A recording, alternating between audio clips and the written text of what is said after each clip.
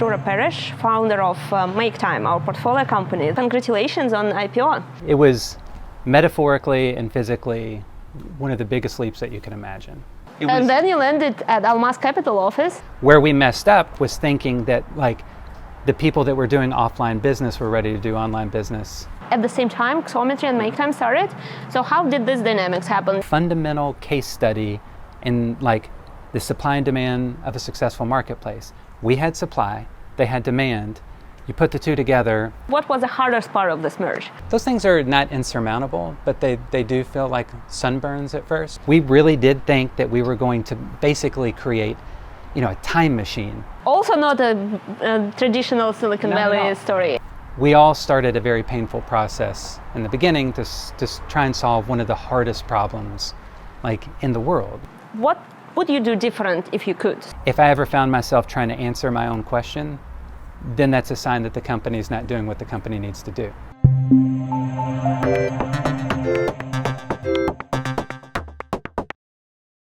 Hi there. This is Tanya Dadasheva with Almaz Capital, and today I have as a guest Drura Parrish, founder of MakeTime, our portfolio company that merged with Xometry and recently went IPO on Nasdaq. Hi Drura. How's it going? Good, thank you. So congratulations on IPO. Well, thank you. Yeah, it was the first company that you founded, right? Correct. Yeah. So what is like for you the whole experience of founding the company, starting this journey, and leading it all the way to the IPO, like the founder's dream? Oh, it was super easy. There were no problems whatsoever. Just like a glass road. Of course. Frozen over with water and the most beautiful ice skates that you can imagine. You do remember you're speaking with your investors, so we know that's not exactly the truth. That's right. So you busted me. No, it was interesting. It was really hard. Yeah. And to go back, so this is the first time being a founder of a venture company, but I was a 6-time entrepreneur. Okay. Yeah. And so I started many different facets of business that all kind of pushed itself into founding the company of MakeTime. And so, but the whole learning curve of becoming a venture-backed CEO versus being an entrepreneur of a small business located in Kentucky in the middle of nowhere was completely different. Yeah, coming from Kentucky to the Silicon Valley, pitching to investors must be interesting. It was great though. I had a G5 at my disposal. I could fly anytime I wanted to. No, it was metaphorically and physically one of the biggest leaps that you can imagine.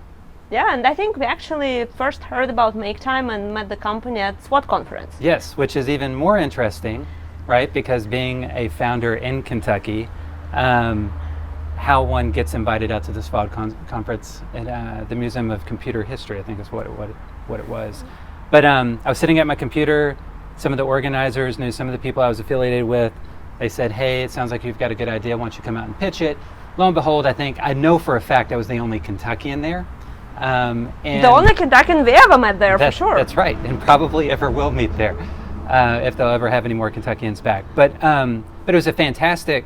So if you can imagine the opportunity of being from Kentucky and moving into the venture world, but then not jumping necessarily straight into the traditional Silicon Valley world, right? It wasn't like I went straight to Sand Hill Road and did all the the normal laps. Instead, my first jump off point was an Eastern European pitch competition. Yeah, but that's because you had some Ukrainian That's right. team. And so, exactly. So right there, I think you see a true 21st century model for venture, which is, here I am in Kentucky. I've started a company that's presumably in technology. There is no software developers within, I don't know, maybe 6 hour drive at that time. And I was fortunate enough to meet some people that had connections to software developers in Ukraine. And so I had a team of about 6 at the time that were absolutely instrumental in getting us up and moving. And it was a fascinating journey because, one, we didn't know what starting a technology company was like, and two, all the memes and the metaphors and the ways that you think you would do it, just like in a Silicon Valley way, went straight to Ukraine, and from the Ukraine to Silicon Valley, and then back to Kentucky, and then back out to Silicon Valley. So it was. And then you landed at Almaz Capital office. That's right. Which is also in between, because we both based, we're in Silicon Valley, we're in Eastern Europe, mixture of cultures, so it was a fit. It was a total fit, and I think you guys thought I was 100% crazy when I first walked through the door. I probably came off like Dr. Evil, thinking I understood what everything should be and what the numbers should be, and I didn't know anything. Absolutely zero, as a matter of fact. But fortunate enough to meet Daniel and then Jeff, and they helped walk me through, of course, to understand the ropes, as they say, in a more official way. But that's not the complicated part to understand, so it's just a required step. That's right. Yeah, but you had already the idea, you had already the fit, the market fit, and I think when you actually pitched at SWOT, that was at the moment you had already also a machine shop sign and everything, so it wasn't just an idea. Right, it wasn't just an idea, but what's very interesting, I think important about the moving from being, you know, an owner of an entrepreneurial business, just small business, to venture CEO. So prior to starting the platform, I had a relatively large business doing exactly what I did manually. Yeah. Where, you know, so like there are these people that had machine shops and they weren't, you know, they're under, you know, capacitized, they weren't doing enough work. And then on the buy side, there are all these people that needed to make parts but didn't know where to go. And so I manually did that, and I did so very successfully and made a lot of money. As I was growing it, a friend of mine who's in private equity, he said, you know, this is a great idea. Why don't you just go into, you know, just go raise some venture capital and scale this thing, put it on the internet, as they say. But right at about the time that I went to SWOT, I moved things from the manual world, offloading my book into this new platform, and it went from high-flying revenue to zero. And so it was the biggest education in one day that I had during the whole process, which is, no matter how great the intentions are, no matter how good the product market fit is, if you're going to scale, the platform, the technology has to scale, and it has to meet the users in a very specific way. And so you can't just force behaviors into another forced behavior. And so right there began an extreme education in trying to understand not only product market fit, because I knew people, you know, had underutilized machine capacity, and then simultaneously people needed these parts. But if they didn't know how to scale it together, and if they couldn't come to the right mechanism, then it could never truly scale. And that's where the actual business model fit started. So it's not just market fit, it's understanding what business model these people actually are able to accept, and that's why it's the marketplace, right? That's right. And I'd say our first product market fit, you know, there's always like an education within an education. Yeah. Our first trade show, you know, we decided this is going to be a hand-to-hand combat. We couldn't, you know, no AdWords, no whatever, these people, blah, blah, blah, blah, blah. So this is kind of like a funny story. No, it depends on who you are, but it's kind of funny. So we couldn't afford to, you know, like more than one vehicle to go to this trade show. So we put everything into a small U-Haul, and then I sat in the back of the truck. We drove there. It's this true Kentucky moment. We showed up at this Ohio machine shop show, and I had this beautiful Apple store looking thing. And everybody was scared of it because they probably thought it was witchcraft because we were talking about technology. But I'd say our first true product market fit was when I realized the only way to get them to start talking about our platform was to give them free chicken and beer. So we gave them a bunch of free chicken and beer. And then what was very interesting in this, my previous book of business, who was reticent to get on the platform, was replaced by a newer technology adopting like cohort that was ready to adopt this thing. And the minute that started happening and starting to build around the currency of their newer expectations of what the future of machining should look like, that's when we started feeling things starting to scale a little bit. Yeah, but that's a problem, not just finding the right market, but finding the first adopters that are actually ready, and that then it's the question of educational curve. That's right. So, and they're never the ones you think they are. Yeah. And so, and you know, but they weren't the ones from your previous business, right? Because was it hard to convert them? They were. It was much harder to convert than it was to find new ones. The true ones. Yeah. The use cases, they were completely unrelated and unrelatable to this new platform.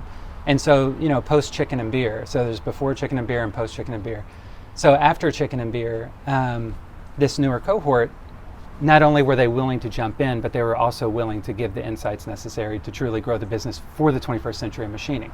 Where we messed up was thinking that like the people that were doing offline business were ready to do online business And by that point you learn, you get kicked around a little bit, but then you pick yourself up. But that's a problem with all traditional industries, right? So Industry 4.0 didn't start that fast as it was predicted. I think because of that. That's more a cultural thing, expectations, the sales process is, it requires chicken and beer. 100% it requires chicken and beer. That's like the unknown technology for the future of manufacturing, and it's still the problem. Like, my favorite thing, like, I just love this statistic and MakeTime was a part of this, that we have to reshore 20% here in the United States of our manufacturing business. And the reason why we have to do this is just like because chip shortage or whatever, to maintain supply, like security, economics, whatever you want to talk about. But underneath this, in order to accommodate that 20%, so here's MakeTime and Xometry, or now let's say Xometry, that's just like tour de force and like, taking underutilized capacity, bringing it to the people for use. But then you still have the problem of technology, like adoption on the machine shop floor. How do you tell a machine shop, hang on, stop, put a sensor on your machine? This may or may not work. It may or may not bring business to you. And so, just in general where we are, and when I look back at like MakeTime and Xometry and what it's become, is that it's like one of the first like cracks, one of the first showing that like we're in an inflection point in manufacturing where business practices can sit on top of technology, right, and start to make massive change. So once you start getting people transactionally involved at the highest, the top, most layer of the supply chain, like I need a part, this thing gets made, then the suppliers are like, I wish I could make more of these parts. And then they're like, oh, this is great. Now we need to put sensors on so we know truly how much capacity utilization we have to get them on. And so it's just, you look back and it's just like what you thought was this massive thing, this $36 billion like unmet market of like underutilized machine capacity is just the tip of the iceberg of a $600 billion plus problem, right? Where the future of the world relies 100% on our ability to adopt and adapt to making, right? For the climate, for health, for just like economic growth, new industries, all these things. But it really just started with like the smallest of the problems, which is like, I really wish I had more sales. I really wish I just had more stuff on my machines. And I really wish that as a startup, I had a trustworthy place to go consistently make the same parts. That's actually a very good point, that for a supplier, so for the supply side, it's just easy to get more orders, so that's why they might sign up to the platform, but it's way harder to commit to something else, like installing stuff or different wallet ratio and everything. So if you take big percentage of their volumes, they might become conscious. Yes. And that's, by the way, also the question, because you were not alone on the market when you started. There was at the same time Xometry and MakeTime started. So how did these dynamics happen? Did you see them much at the same accounts? Was it different parts? So how the whole story of MakeTime, Xometry competition, because that they were basically just two companies on the market. Right. So you together you made the market. Yeah. It goes back to chicken and beer. No, I'm just kidding. Absolutely. No, I'm sure it does, because again, they probably use different kind of chicken and beer, but still the same flavors. Competition. Or the same outcomes. So what's interesting about the beginning is MakeTime took a very automated supplier-facing position. I grew up in manufacturing in a machine shop, and I understood the narrative of the machine shop very well. And I took it that like if you have unlimited capacity, then you can make unlimited things. So the grocery store I chose to stock was the supply side. Xometry, they took the demand side. If you build enough demand, it's easy to get supply on board. And so, fast track, over about 2 years, from 2012, 2014, we got thousands and thousands of suppliers. We were trickling work in. Xometry was making parts in fewer shops, but was showing a very impressive demand cycle and funnel building practice. They were a little more manual in their practices, but at the same time building a very robust pricing algorithm. We were very automated in the supplier fulfillment, but not so sophisticated in the pricing. So this is just like one of those like age-old parables, like when you get a LinkedIn message, you pay attention. But Randy, the CEO and co-founder of Xometry, reached out and he's like, man, this manufacturing is extremely hard. And he's like, we should talk. And I was like, oh, hell yeah, we should talk, because this is a massive market. It's exhausting. So we met, and I really feel like this is just like a fundamental case study in like the supply and demand of a successful marketplace.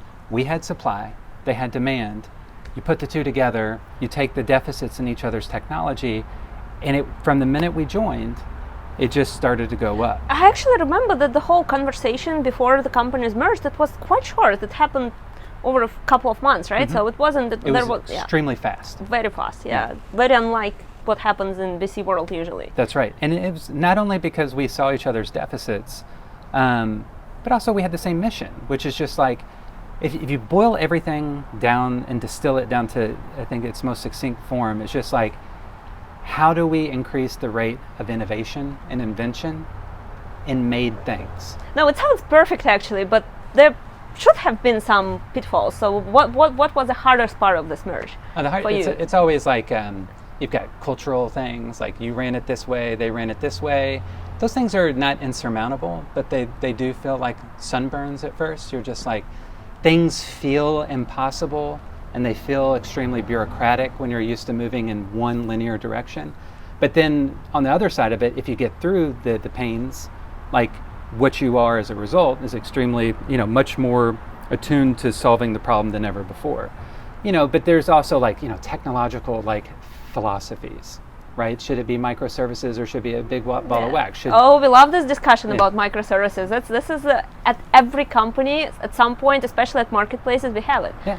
And we had those debates by the minute.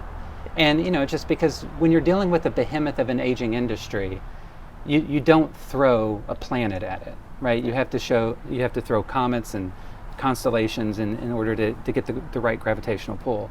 And so, but over time, right, those battles, like I said, they start to become the candid conversations that you need. And we were very fortunate. Randy was a heck of a CEO. They had good managers over there. We had good managers on our side. And we just had a team that was very bought into the mission. Like once I said, it's just like, we really did think that we were going to basically create, a time machine. If you wanted something, it's right there. It's just like you walk through a portal and you grab a brand new Tesla in like a quarter of a second. And so when you have that kind of ambition and that dream, it's easy to rally. And then I think also culturally there was an opportunity that the company's founded in Maryland. So it's not like it was like... Also not a traditional Silicon Valley story. Not at all. They've got crab cakes, we got chicken legs. And so here we are in Kentucky, there they are in Maryland. And so then the only question is which works better on manufacturers? Oh, that's good. Kentucky. Okay. I mean, Kentucky is second in the better. nation. Okay. Yeah, Kentucky's definitely... Come on, we know our stuff. That's why you're head of supply. So you became head of supply. Yeah. That's right. When the companies merged. Because and so in Kentucky, we've got the benefit of being second in aerospace and automotive production. And just as you were talking about, after the merger, and I was the president of Xometry Supplies. Part of the mission was how do you lower the cost of production for the supply side so that they can compete even at a greater clip, not only on our platform but at large. So the whole thing is just like, it's platform dynamics. You start by a supply and demand meeting, then you start going vertically on each side. So on the supply side, how do you make it cheaper? How do you give them the tools to succeed? So that's, Xometry has grown a portfolio of like financial tools, suites, or a suite of applications to help people, manage their business, et cetera, more profitably by offsetting, whatever invoice costs that they might have, in accounts payables, et cetera. But the whole point is just that through this whole process, and back to your question, what were the pains? In the beginning, all these things are painful. Yeah. And it's like... They're new. They're unknown. Yeah, they're new, the unknown, but then we all started a very painful process in the beginning to try and solve one of the hardest problems like in the world, which is just like people don't have enough of anything on either side in an aging, potentially dying industry. And so how do you position that for a digital transformation? Okay, so what would you do different if you could? So what's your main learning for your next companies? I'm sure there would be many. Yeah, there's tons. The first one is just Kentucky-centric, that you can't replace the learning curve that you go through. I spent way too much time trying to understand the nuances of what this world is, like the venture world. And then there's like an interesting thing that happens where the venture capitalist becomes as much of a customer if you let it happen as your customer. So going back in time, I knew that capital was important to the business because it's a big proposition. But I think I got a little overwhelmed and obsessed with trying to understand what it was going to take to keep the fuel going in, when the answer is pretty simple. You just keep driving sales. Yeah, if you have a growing business, venture capitalists will always come. Exactly. And so I took my eye off a little bit and just trying to understand that. And so going back in time, it's an easy fix. You oversell. You just keep selling. You just keep pushing.